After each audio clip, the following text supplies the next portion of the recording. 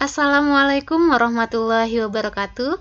Alhamdulillah hari ini bertemu lagi bersama Miss Afisa di pertemuan 5 kita di geometri transformasi. Pada hari ini kita akan membahas sebuah bab baru, yaitu refleksi. Cakupan materi yang akan kita bahas pada hari ini, yaitu yang pertama tentunya kita akan membahas pengertian refleksi secara umum. Yang kedua, kita akan membahas definisi refleksi secara matematis. Yang ketiga, kita akan membahas teorema refleksi dan pembuktiannya.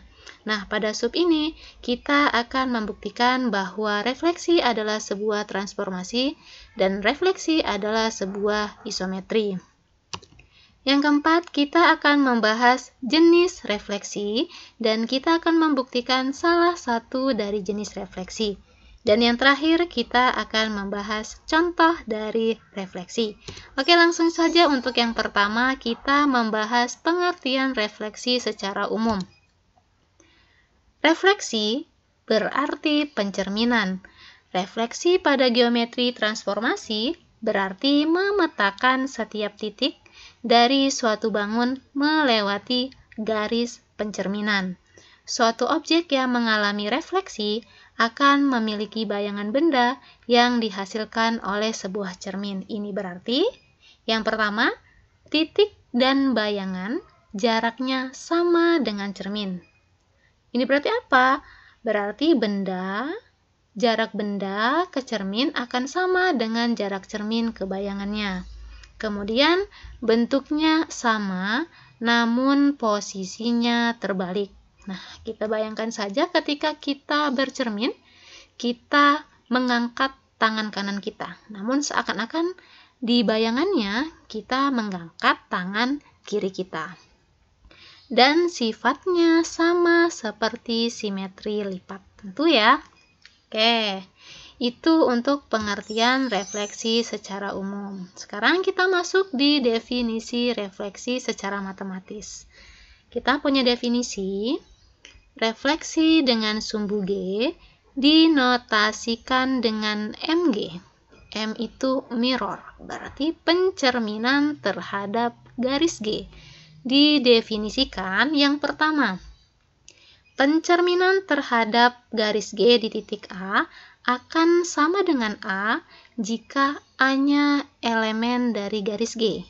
Nah, berarti pencerminan terhadap titik A akan sama dengan A ketika dia berada di garis G, sehingga A sama dengan A aksen. Nah, perhatikan gambar yang paling atas ini.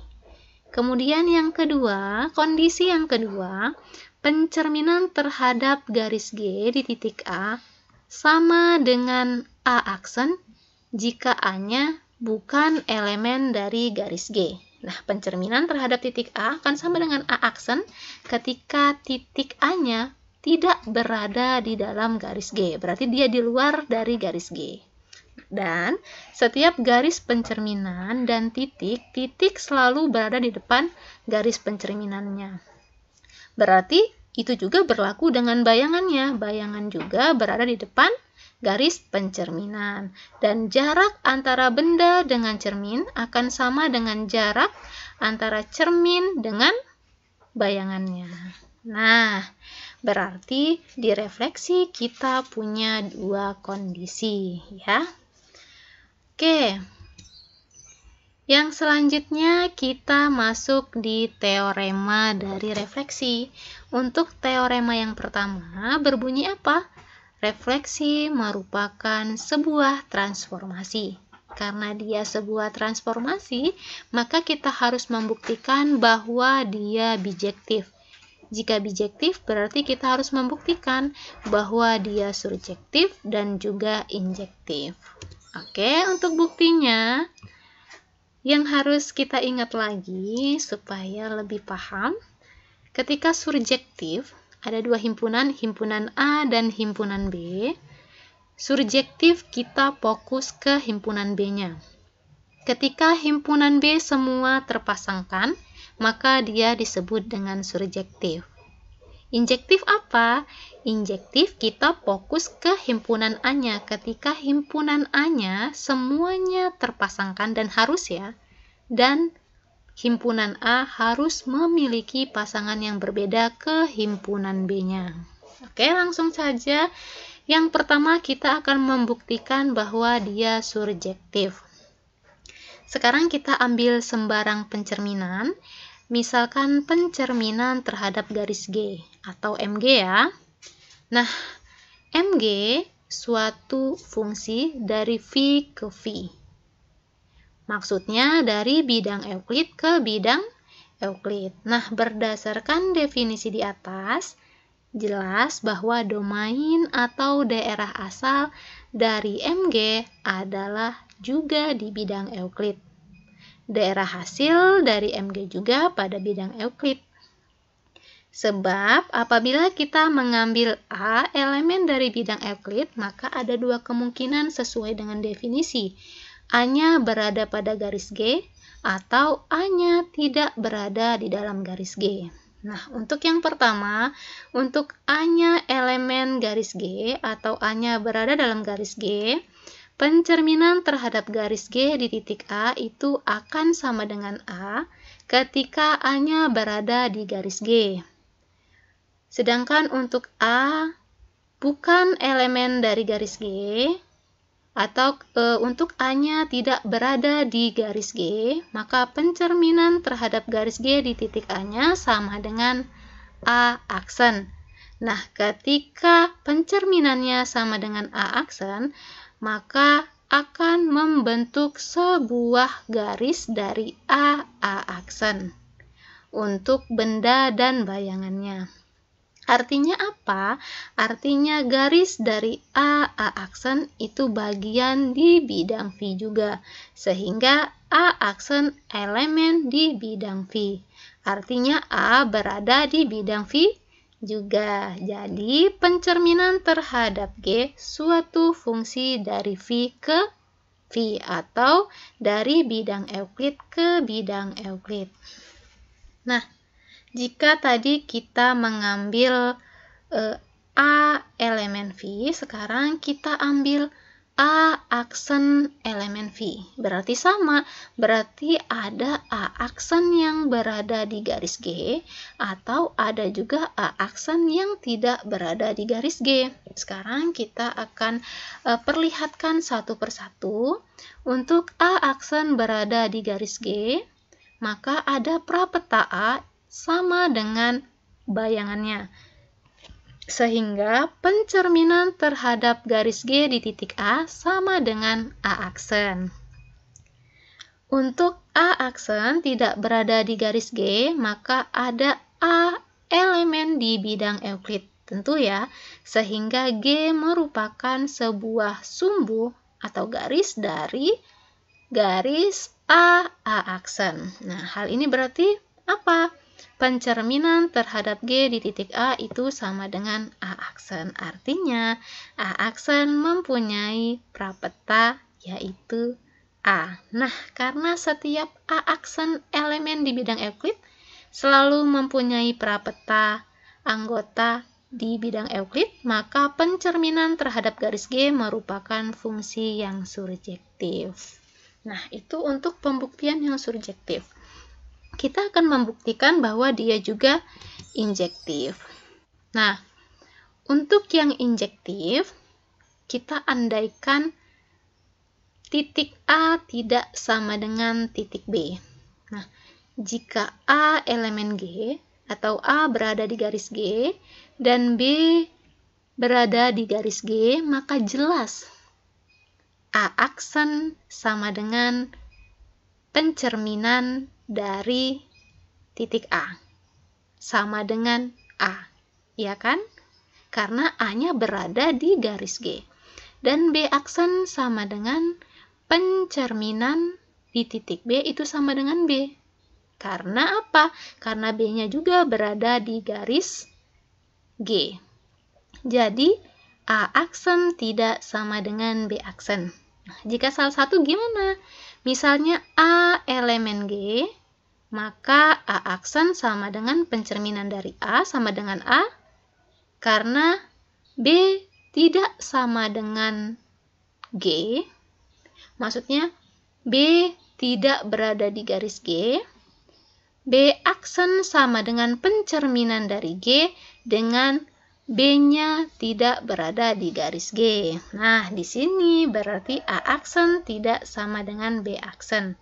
Atau sama saja pencerminan terhadap G di titik A tidak sama dengan pencerminan terhadap garis G di titik B. Nah, kita andaikan lagi selanjutnya A tidak sama dengan G dan B tidak sama dengan G. Gitu. Berarti kita andaikan bahwa A-nya tidak berada di garis G dan B-nya tidak berada di garis G. Nah, andaikan bahwa MGA sama dengan MGB atau A aksen sama dengan B aksen. Nah, jadi garis A aksen A tegak lurus dengan B. B aksen B tegak lurus dengan G. Berarti dari satu titik A aksen ada dua garis berlainan yang tegak lurus pada G. Dan ini tidak mungkin ya. Jadi pengandaian bahwa A tidak sama dengan B, maka pencerminan di titik A sama dengan pencerminan di titik B adalah tidak benar. Harusnya apa? Jika A tidak sama dengan B, maka pasti pencerminan A-nya juga tidak sama dengan pencerminan di B. Jadi MG adalah injektif. Nah, karena pencerminan terhadap garis G itu surjektif dan injektif, maka pencerminan terhadap garis G merupakan suatu transformasi terbukti. Ini untuk teorema yang pertama. Oke, nah berdasarkan penyelidikan di atas tadi, dapat kita simpulkan bahwa setiap refleksi pada garis adalah suatu transformasi, dan setiap refleksi pada garis adalah suatu isometri, di mana pencerminan pada garis itu mengawetkan jarak. Oke, kita lanjut ke teorema yang selanjutnya. Berbunyi apa? Refleksi merupakan isometri. Nah, ini kita akan membuktikannya. Apakah benar kesimpulan kita yang sebelumnya? Pembuktian dari refleksi adalah sebuah isometri. Nah, isometri itu mempunyai sifat apa? Yang pertama, dia mempertahankan jarak antara dua garis, kemudian mempertahankan sudut ya, dan mempertahankan kesejajaran dua garis. Nah, kita akan membuktikan itu ya. Nah, misalkan kita ambil dua titik ya, kita ambil dua titik A dan B. Nah, maka bayangan terhadap garis G di titik A itu sama dengan A aksen. Dan bayangan di titik B itu sama dengan B aksen. G ini maksudnya terhadap garis G ya. Nah, seperti syarat dari isometri, bahwa jarak antara benda awal dengan jarak bayangannya itu sama. Sehingga kita akan membuktikan bahwa AB itu sama dengan bayangannya, sama dengan A aksen, B aksen. Nah, kita akan membuktikan nih. Nah, kita ilustrasikan seperti ini. Garis A aksen, jadi kita punya titik A dan titik B. Kemudian misalnya di sini letaknya kita cerminkan sehingga menghasilkan A aksen dan B aksen.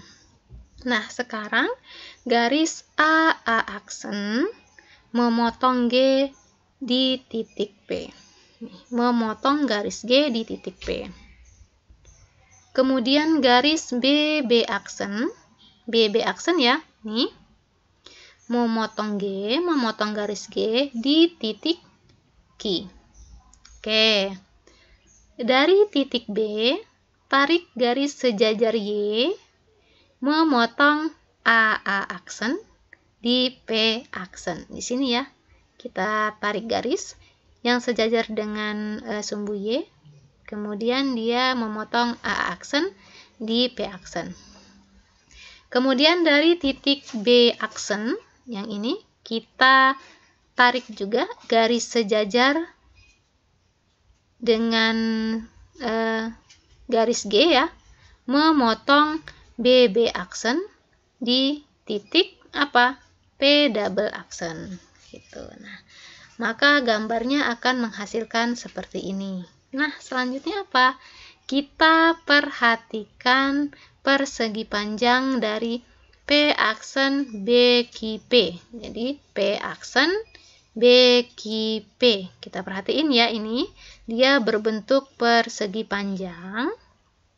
Maka karena isometri itu mengawetkan sebuah jarak, maka jarak dari benda ke bayangannya itu sama. Berarti apa? Kita perhatikan nih, P aksen B itu ternyata sejajar dengan PQ.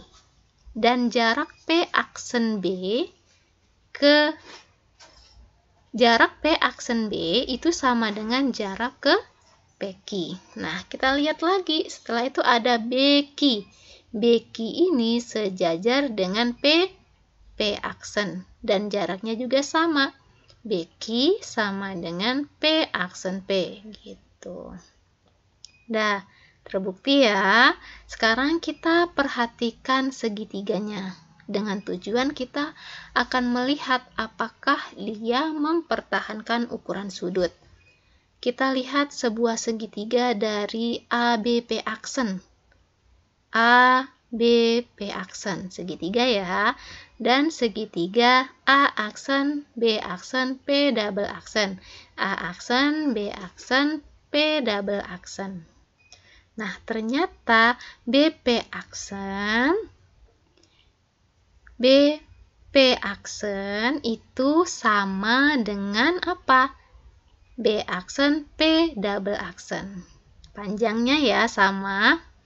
Nah, berarti apa? Berarti pencerminan sudut BP aksen A sama dengan pencerminan sudut B aksen P double aksen A aksen.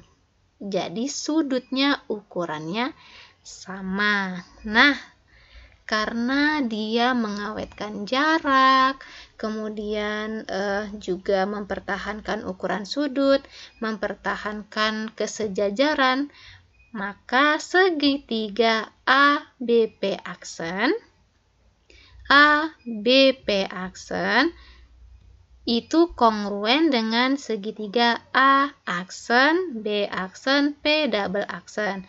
Sehingga AB itu sama dengan A aksen, B aksen. Terbukti. Oke. Nah, sekarang misal ada pertanyaan. Termasuk jenis apa sih? Refleksi ini jenis isometri yang apa? Kalau yang sebelumnya kita sudah membahas jenis isometri, ya ada isometri langsung dan isometri tak langsung.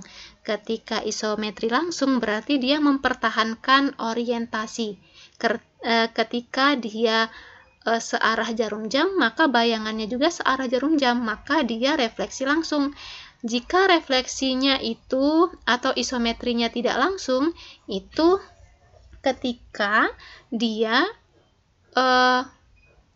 orientasinya itu berlawanan, kemudian bayangannya dia searah. Jadi dia isometrinya itu berarti isometri tak langsung karena dia membalikkan orientasi. Berarti apa? Berarti refleksi merupakan isometri tak langsung atau isometri berlawanan. Karena apa? Ketika kita perhatikan nih kurva ini ya, kita punya garis G, kita punya titik A, titik B, dan titik C. Ini benda awalnya ABC, gitu kan? Dia ABC ini searah dengan jarum jam kan, searah dengan jarum jam. Nah, kemudian bayangannya A aksen, B aksen, C aksen. Ternyata dia berlawanan arah jarum jam. Jadi dia kebalikannya, berarti dia terbukti bahwa dia isometri tak langsung atau isometri berlawanan. Nah, itu ya. Oke, yang selanjutnya kita masuk di teorema yang ketiga atau 5.3. Katanya refleksi itu mempertahankan besarnya sudut. Nah, sebelum-sebelumnya kita sudah banyak membicarakan bahwa refleksi memang terbukti mempertahankan besar sudut. Nah, di sini kita akan lebih mempertegas lagi dengan menggunakan apa ini? Kesimpulan berdasarkan tautologi. Ketika ada pernyataan P maka Q maka R, maka kesimpulannya adalah P maka R. Nah, kita lihat di pernyataannya, refleksi merupakan isometri. Sudah terbukti ya. Kemudian isometri mempertahankan besar sudut. Sudah terbukti juga. Sehingga kesimpulannya apa? Refleksi mempertahankan besarnya sudut. Dan terbukti. Alhamdulillah. Nah, yang selanjutnya kita akan membahas jenis-jenis dari refleksi. Ada beberapa jenis. Yang pertama, pencerminan terhadap sumbu X. Ketika kita mempunyai titik A, X, Y, maka pencerminannya atau bayangannya yaitu X, min Y. Bila dalam matriks, ini bagian X ya, ini bagian X, ini bagian Y. Karena X-nya positif, berarti dia 1. Ketika dia Y-nya negatif, berarti dia min 1 gitu. Nah, kemudian pencerminan terhadap sumbu Y. Misal ada titik A, X, Y, maka pencerminan atau bayangannya itu min X, Y. Nah, X-nya negatif, berarti di sini min 1. Y-nya positif, berarti dia 1 gitu. Kemudian pencerminan terhadap garis Y sama dengan X ya. Berarti ada titik X, Y. Ketika dicerminkan terhadap garis Y sama dengan X akan menghasilkan bayangan Y, X. Kebalikannya ya, X, Y, bayangannya Y, X. Nah, untuk matrisnya seperti ini. Kemudian garis Y sama dengan min X. Jadi ketika ada titik X, Y, kita cerminkan terhadap garis Y sama dengan min X, maka bayangannya min Y, min X. Berarti di sini matriksnya 0, min 1, min 1, 0. Nah, di titik pusat atau 0,0, ketika ada titik A, X, Y, kita cerminkan terhadap titik pusat, akan menghasilkan bayangan min X, min Y. Berarti di X-nya negatif, di Y-nya juga negatif, sehingga min 1, 0, 0, min 1 gitu. Nah, yang selanjutnya garis X sama dengan K. K di sini maksudnya konstanta ya, berarti angka, dia berbentuk sebuah angka. K ketika ada titik A, X, Y, kita cerminkan terhadap X sama dengan K, maka pencerminannya akan menjadi 2K min X, Y. Nah, matriksnya akan berbentuk seperti ini. Untuk garis Y sama dengan K, kita punya titik A, X, Y, kita cerminkan terhadap garis Y sama dengan K, maka bayangannya yaitu X, 2K min Y. Nah, untuk yang selanjutnya, kenapa bisa menghasilkan matriks seperti ini? Kita akan mempelajarinya lebih lanjut. Nah, sekarang untuk jenis-jenisnya sudah tuntas ya secara umum. Kita sekarang akan lebih memahami melalui grafik. Nah, bagaimana sih sebuah pencerminan di sumbu X-nya? Kenapa X, Y akan menghasilkan S, min Y? Lebih paham lagi jika memakai sebuah kurva. Oke, untuk yang pertama, pencerminan terhadap sumbu X. Katanya, kalau kita punya titik A, X, Y, nanti hasilnya akan menjadi X, min Y. Misalkan nih, Miss punya titik A, dia titiknya 3,2. Dicerminkan terhadap sumbu X. Berarti ini ya sumbu X-nya. Nah, ketika ini garis pencerminan, berarti bendanya berada di depan garis pencerminan. Nah, ini juga berlaku untuk bayangannya, berarti bayangannya juga berada di depan garis pencerminan. Nah, kita lihat, ini titiknya di sini, jarak ke garis pencerminannya ini 2 satuan, 1, 2. Berarti untuk bayangannya juga 2 satuan, 1, 2. Berarti di sini. Nah, berarti titiknya di sini ya. Titiknya berapa tuh? 3, min 2. Kita cek di rumusnya. X, Y, dia positif ya. X-nya positif, Y-nya positif, dicerminkan akan menjadi X, min Y. X-nya positif, Y-nya negatif. Jadi ketika ada A 3,2, maka dia akan menjadi 3, min 2. Dan jarak dari cermin ke benda dan cermin ke bayangan itu sama.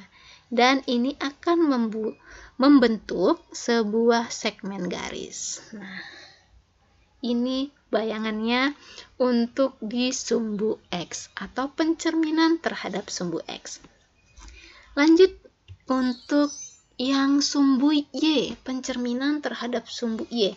Katanya A-nya itu ketika kita punya titik X, Y, dia akan menjadi apa? Min X, Y. Nah, kita buat lagi ya biar lebih paham. Misalnya Miss punya titik di sini. Titik ini 3,4, berarti X-nya 3 ya.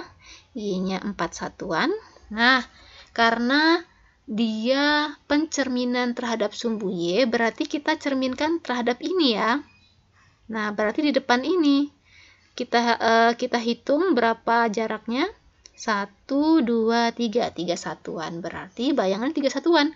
1, 2, 3. Berarti di sini. Maka bayangannya akan berada di titik apa?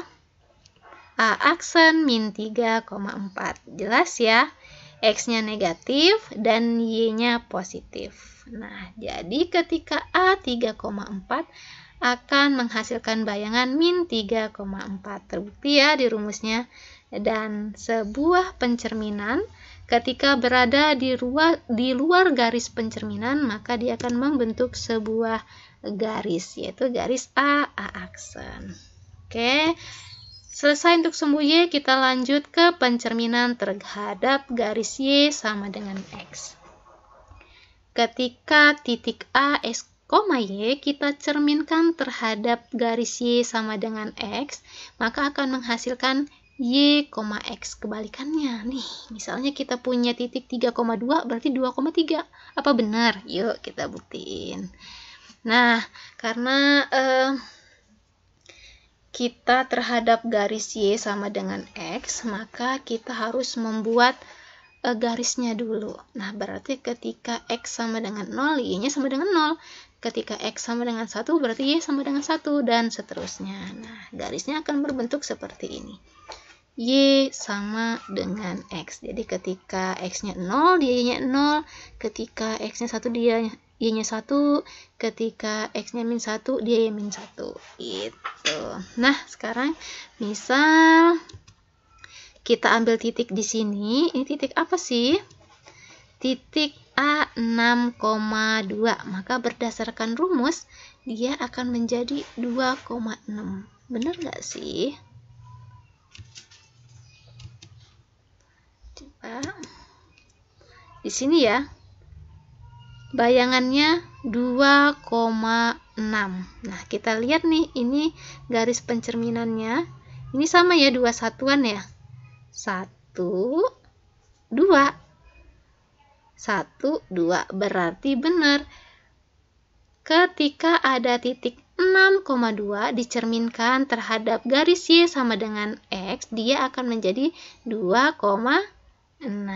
Dan ini juga akan membentuk sebuah garis. Nah, itu untuk Y sama dengan X. Sekarang untuk pencerminan terhadap garis Y sama dengan min X. Katanya dari X, Y, titik awal akan menjadi min Y, min X. Nah, gimana tuh? Sama karena pencerminan terhadap garis Y sama dengan min X, berarti kita buat garisnya dulu ya. Ketika X-nya 0, Y-nya 0. Tapi ketika X-nya 1, dia Y-nya min 1. Ketika X-nya sama dengan 2, Y-nya min 2, dan seterusnya. Berarti garisnya berbentuk seperti ini. Y sama dengan min X. Berarti kalau Miss punya titik di sini, titiknya A 3,2, berarti sesuai dengan rumusnya dia akan menjadi apa? Min 2, min 3. Teruti ya. Oke. Lanjut. Sekarang pencerminan terhadap titik asal atau 0,0. Nah, misalkan Miss punya titik X, Y, maka katanya akan menghasilkan min X, min Y. Kita lihat. Titik asal itu 0,0. Misalnya Miss punya titik di sini. Titiknya berapa nih? Ini X-nya 3 ya, Y-nya 2. Berarti titik A 3,2. Katanya kalau dicerminkan terhadap titik asal ini, berarti kan di depannya ya, di sini. Berarti di sini dong pencerminannya. Berarti di mana? Nah, di sini. Berarti benar. Dia akan menghasilkan bayangan min 3, min 2. Nah, ini akan membentuk sebuah garis juga. Nah, sekarang pencerminan terhadap garis X sama dengan K. Nah, ketika ada titik X, Y, kita cerminkan terhadap garis X sama dengan K, akan menghasilkan 2K min X, Y. Gitu. Berarti ini, misal Miss punya titik di sini, ini titik apa? Misalkan titik A 7,2, berarti di sini 7 satuan, Y-nya 2 satuan, maka A 7,2. Katanya kita harus butuh garis X sama dengan K. Misalnya garis X-nya itu di sini, berarti X sama dengan berapa satuan ini? X sama dengan 4. Nah, dari sini kita cerminkan titik A, kita cerminkan terhadap garis X sama dengan 4. Nah, ini kan berarti depannya ya, berarti pencerminannya juga di depan sini. Ini berapa satuan? 1, 2, 3. Berarti bayangannya 3 satuan juga. 1, 2, 3. Berarti di sini. Nah, ya kan? Di sini. Nah, kalau sesuai rumus, kita pakai rumus. Kalau A-nya 7,2, garis X sama dengan 4. A aksennya itu 2K. 2 dikali 4 berarti 8. Dikurangi dengan 7,2 berarti 1,2. Coba apakah terbukti 1,2? X-nya 1 ya. Y-nya 2. Nah, dan terbukti bahwa bayangannya adalah 1,2 dan sama karena dia di luar dari garis X sama dengan 4, maka dia membentuk sebuah garis. Oke. Itu untuk pencerminan terhadap garis X sama dengan K. Sekarang yang selanjutnya atau yang terakhir. Pencerminan terhadap garis Y sama dengan K. Nah, ketika ada titik X, Y, maka bayangannya itu X, 2K min Y. Sekarang kita buktikan melalui sebuah kurva. Misalkan Miss punya titik di sini. Ini titik apa? 1, 2, 3. 3 satuan, Y-nya 2. Berarti A-nya 3,2. Sekarang pencerminannya terhadap garis Y. Garis Y ya, sama dengan K. Misalnya mau berapa? Nih, di sini ya, berarti Y-nya itu misalnya 1, 2, 3, 4. Y sama dengan 4. Gitu ya. Berarti pencerminannya ketika dia di sini, ini garis cermin, ini titik awal, berarti pencerminannya di sini. Berada di depan garis pencerminan. Ini 1, 2. Titik benda ke garisnya. Berarti bayangannya juga 2. 1, 2. Berarti di sini. Nah, kita sebelumnya pakai rumus dulu nih. Sebelum buktiin, kita pakai rumus dulu nih. Katanya kalau kita punya titik A 3,2, maka bayangannya akan menjadi 3. 2 dikali K. 8 dikurangi dengan Y-nya. Y-nya berapa? 2. Berarti 8 kurang 2, 3,6. Nah, kita buktikan di sini kan ya.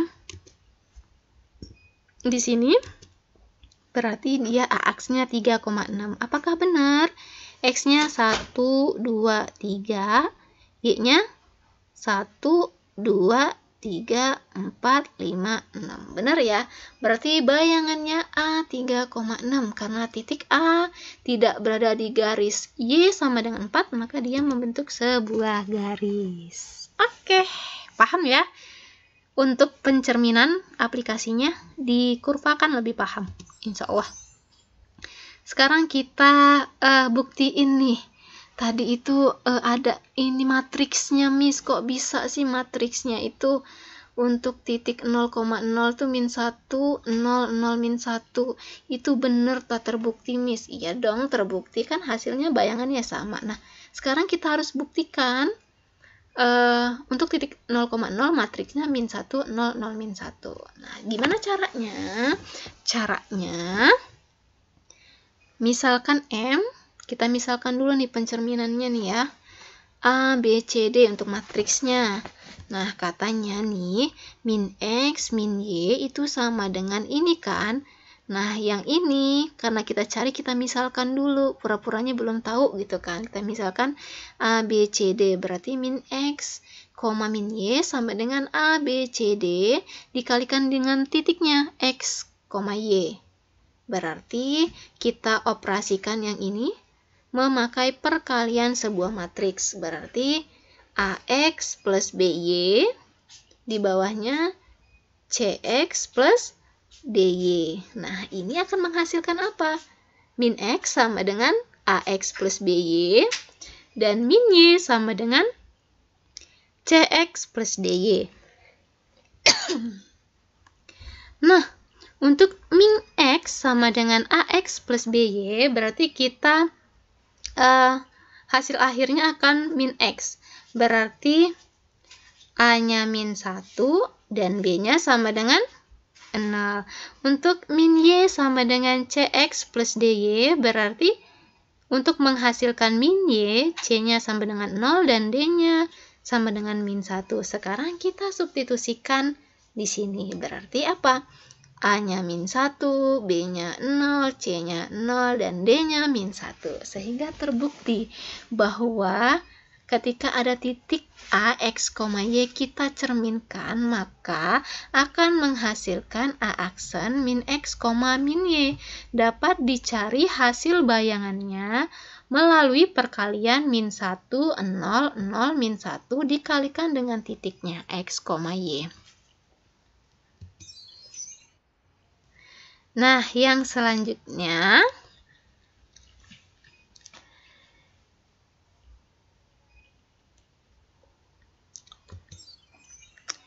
kita akan masuk di sebuah soal. Oke. Soalnya contoh refleksi terhadap titik sekarang. Jadi nanti kita akan bahas beberapa contoh. Yang pertama contoh refleksi terhadap titik dulu. Jadi soalnya tentukan refleksi titik C min 1, min 2 terhadap garis X sama dengan min 2. Kemudian kita lanjutkan lagi, kita refleksi lagi terhadap garis Y sama dengan min X. Nah, berarti dari soal ini kita merefleksi sebanyak 2 kali. Refleksi pertama terhadap garis X sama dengan min 2, dan refleksi yang kedua Y sama dengan min X. Ini tipe ya, berarti ini yang kedua ya ini. Nah, ini refleksi yang pertama, ini refleksi yang kedua. Nah, untuk yang pertama, dia terhadap garis X sama dengan 2. Berarti kalau sesuai rumus, dia pencerminan terhadap garis X sama dengan K. Ketika titiknya X, Y, dia bayangannya jadi 2K min X, Y. Berarti ketika min 1, min 2, kita refleksikan terhadap garis X sama dengan min 2, maka bayangannya akan menjadi min 3, min 2. Nah, selesai di sini, hasil ini min 3, min 2 kita refleksikan lagi terhadap garis Y sama dengan min X. Nah, Sesuai dengan rumus, ketika ada titik X, Y, kita cerminkan terhadap Y sama dengan min X, maka akan menghasilkan bayangan itu min Y, min X. Berarti kalau titiknya min 3, min 2, maka bayangannya 2, 3. Karena apa? Min jadi positif ya. Oke. Sekarang lanjut ke contoh refleksi pada kurva. Misalkan nih soalnya terhadap lingkaran ya, persamaan lingkaran. X kuadrat plus Y kuadrat min 4X min 4Y plus 4 sama dengan 0. Kita refleksikan terhadap garis Y sama dengan min X. Tentukan hasil refleksi lingkaran L-nya. Jadi, ketika persamaan kita mau cari juga sebenarnya bayangannya dalam bentuk persamaan seperti apa. Nah, karena dia direfleksikan terhadap garis Y sama dengan min X, sesuai rumus ya, ketika ada titik X, Y, kita cerminkan terhadap garis Y sama dengan min X, maka akan menghasilkan bayangan min Y, min X. Nah, karena di sini belum ada titiknya, maka kita misalkan dengan rumus dulu. Nah, berarti dari rumus ini kita ketahui bahwa bayangan dari X atau X aksen itu sama dengan min Y. Dan bayangan dari Y-nya atau Y aksen sama dengan min X. Nah, dari sini kita tahu bahwa Y-nya sama dengan min X aksen dan X-nya sama dengan min Y aksen. Nah, dari persamaan lingkaran tadi, X-nya dan Y-nya kita substitusikan nilai ini. Y-nya sama dengan min X aksen, X-nya sama dengan min Y aksen. Kita substitusikan, ya, seperti ini, sehingga akan menghasilkan bayangan dari lingkarannya, yaitu X kuadrat plus Y kuadrat plus 4X plus 4Y plus 4 sama dengan 0. Oke, selain dari contoh soal tadi, kita juga akan mengidentifikasi sebuah penrefleksian berdasarkan teorema. Katanya, misalkan G adalah sebuah garis yang dinyatakan dalam sebuah persamaan AX plus BY plus C sama dengan 0, berarti dia garis lurus ya, dengan catatan A kuadrat plus B kuadrat lebih besar dari 0. Persamaan untuk bayangannya atau refleksi terhadap garis G-nya adalah sebagai berikut.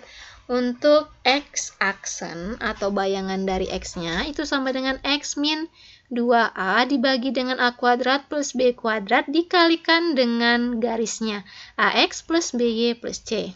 Untuk Y aksen sama dengan Y min 2B dibagi dengan A kuadrat plus B kuadrat dikali dengan AX plus BY plus C.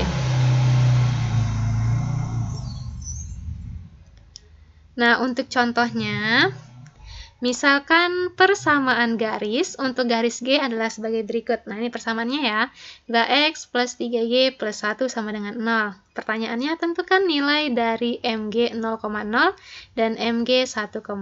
Nah, berdasarkan teorema tadi, berarti kita mencari dulu nilai dari X aksen dan Y aksen. Nah, ini rumusnya.